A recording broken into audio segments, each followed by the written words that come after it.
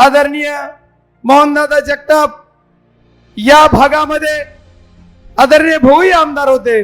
त्याच्यानंतर मोहनदादांनी इथं माजलगाव सहकारी छत्रपती सहकारी साखर कारखाना उभा केला।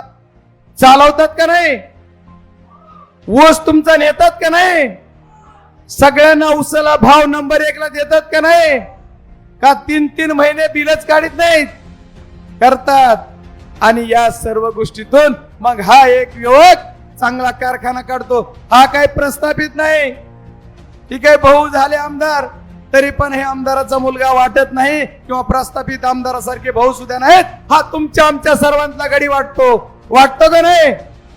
मला जसं तुम्ही शेतकरी पुत्र म्हणून डोक्यावर घेतलं त्याच पद्धतीने आदरणीय शरदचंद्रजी पवार साहेबांनी दिलेला आदेश शिरसावंत म्हणून आदरणीय मोहनदादाला तुम्हाला इथून निवडून द्यायचं आहे। मी तुम्हाला एवढीच विनंती करणार आहे। हा माणूस तुमच्या आमच्या सर्वांच्या घरातला आहे, कामातला आहे। आज एवढी विराट सभा बघून मला आज वाटतंय की मोहनदादा तुमचा विजय आजच झाला।